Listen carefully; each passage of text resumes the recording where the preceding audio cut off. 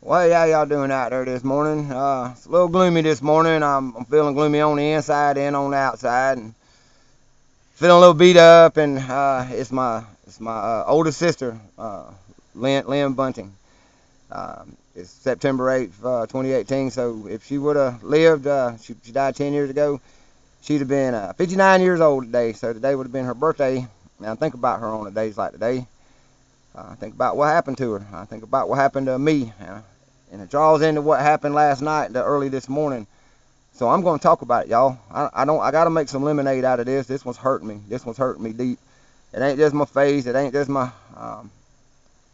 ego. It ain't just my heart. My soul hurts over this because I see something that we've talked about. I want y'all to know that I talk about the PTSD. That's why I'm here at Bunting Farm. This was a place to come to do that. The owner herself has PTSD. Um, One of the other people that live here have it as well. I don't claim to have PTSD. I don't claim to have anything because I don't go to a doctor, so a doctor didn't give me a label.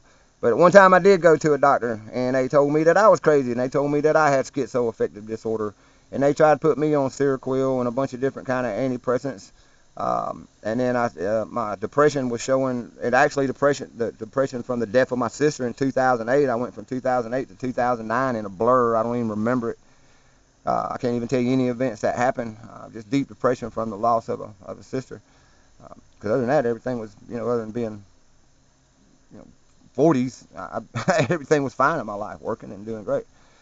Um, the depression, like I said, with me, I'm gonna stick with me first. With me, it was it was situational, but I had a history of it. Doctors for all my life been telling me this, that, and other. I never took their meds because it didn't feel, they just made me feel weird. And I've been lucky.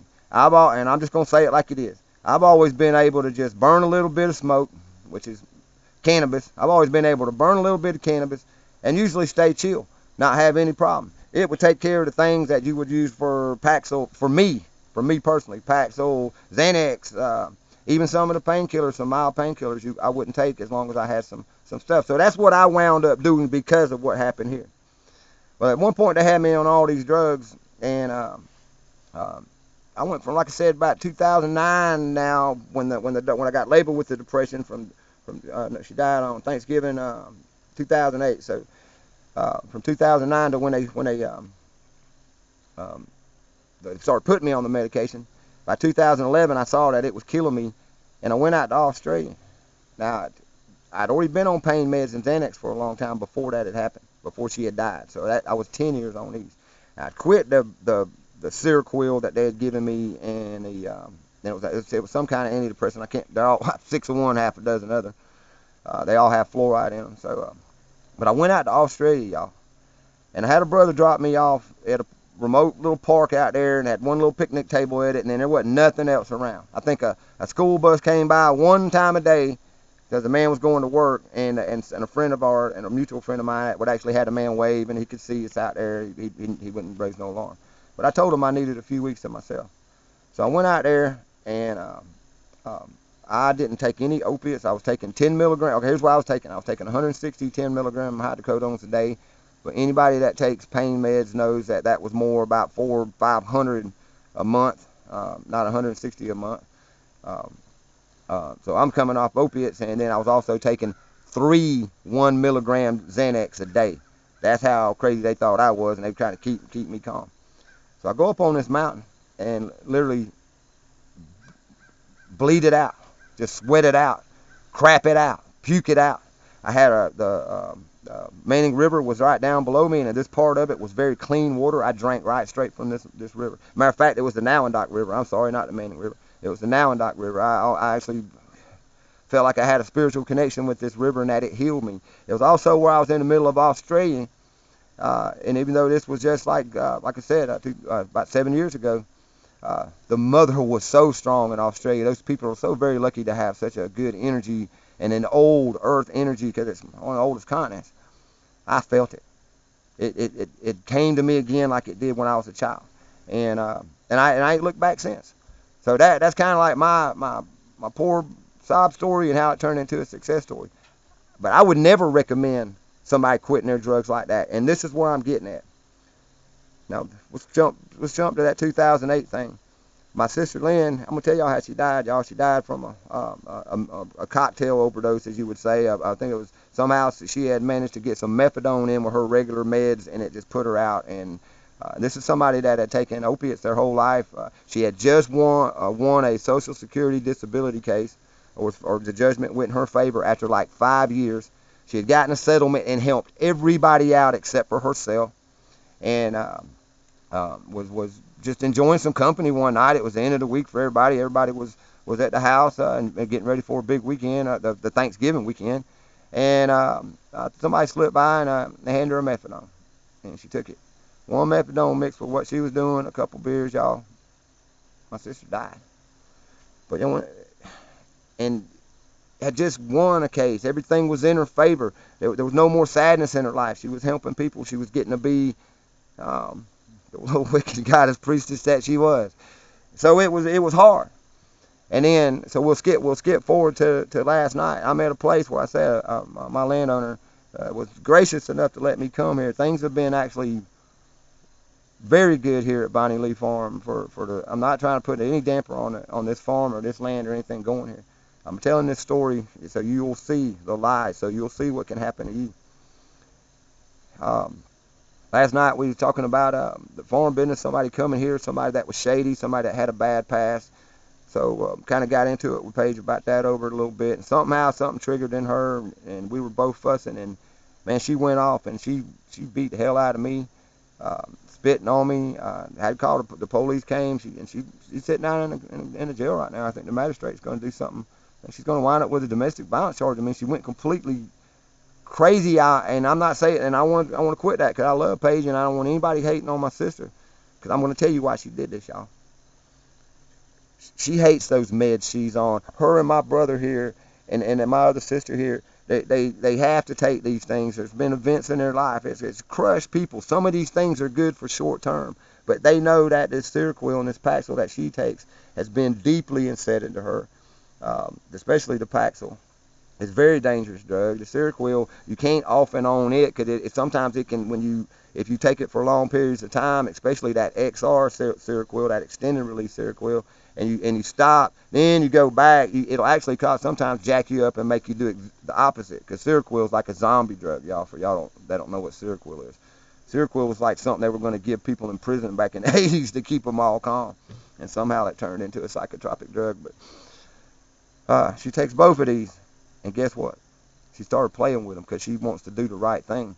She sees people talking and growing and working outside of man-made meds. She sees people around her like my sister dying from man-made meds. People like me with success stories of quitting man-made meds. Now, when nobody told her what to do, she's been taking it on her own to not take this day and not take. I don't feel good. No, these are dangerous drugs. This is why I don't want anybody taking man-made meds from the get-go. From the get-go. They're extremely dangerous drugs, and when you quit them, can cause suicidal, psychotic behavior, violent behavior. This is the reason why many people are in jail for murder. Many people have been on these psychotropic drugs. Even some of the so-called school shooters, even that narrative works around psychotropic drugs. This is what hurt my sister and made her, and hurt people. So I'm wound up getting hurt out of this. I'm hurting people. I'm hollering. But the thing is, what I learned how to do with mine and what other people. Now, my point with Paige and what went on before I get off that thing.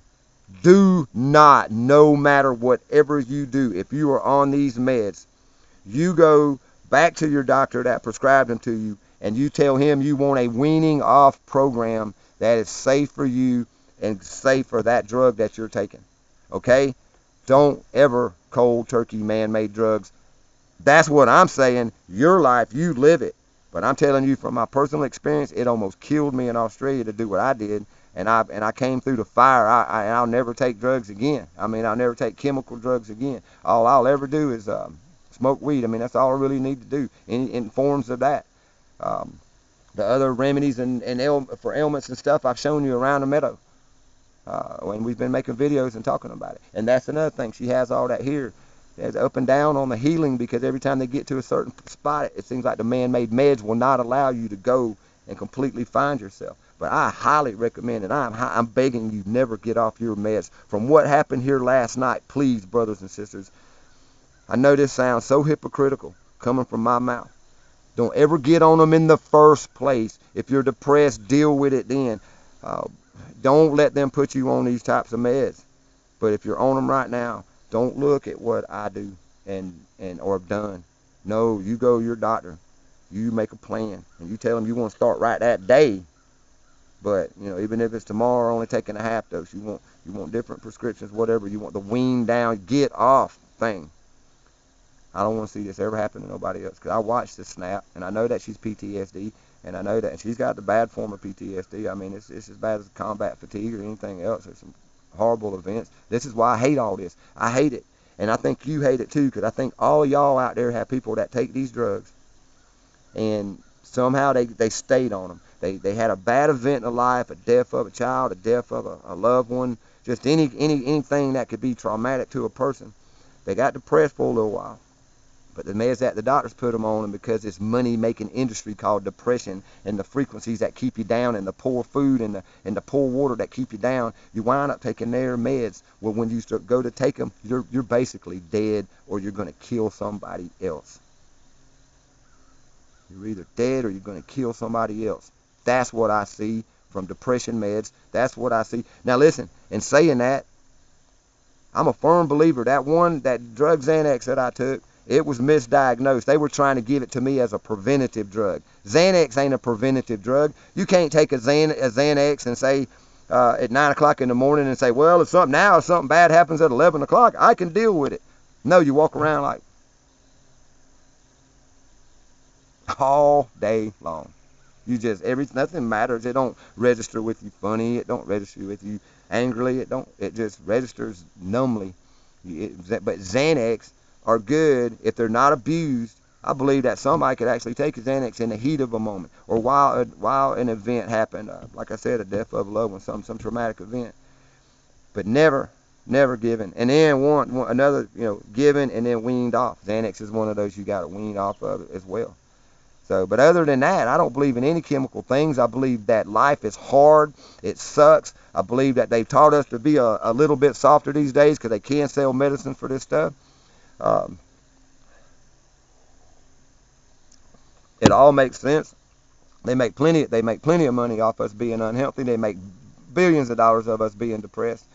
These medicines are cheap. Most of them are, like I said, fluoride or have fluoride properties in them, and that's just a cheap way of getting rid of their toxic waste from aluminum. So the corporations and big pharma all work together to hurt you.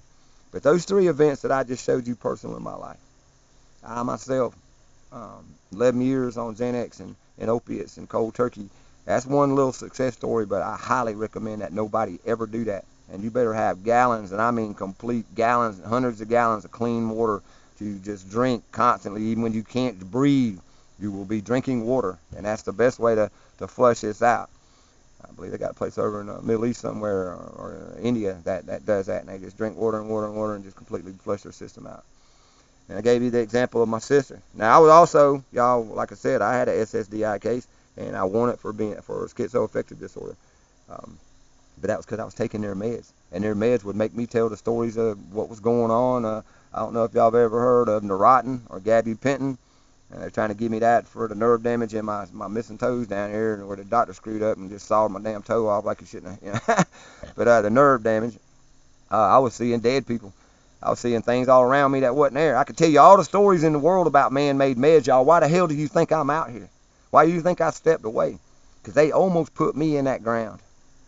They almost killed me. They did kill my sister. And then I'm looking here at my landlady, the lady that opened up this whole land to me. This could be the sweetest thing one minute, most giving, loving person, and the next minute go into a rage.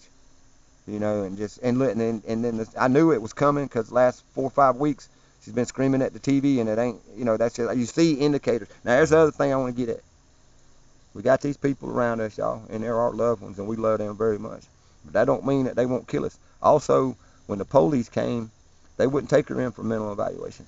I asked her to take her for mental evaluation because she was saying she was suicidal. The police sometimes even come up, like that black family.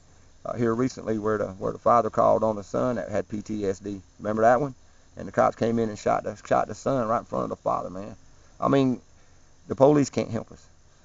I ain't saying walk on eggshells around these people. Matter of fact, I think they do need some form of tough love, some good solid ground to walk on. So you have to be consistent around people with PTSD.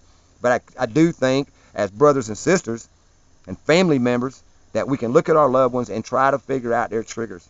Try to figure out what's going to make them bust you in the mouth. Try to make them figure out what's going to make them pick up a knife. What's going to make them hurt themselves or somebody else.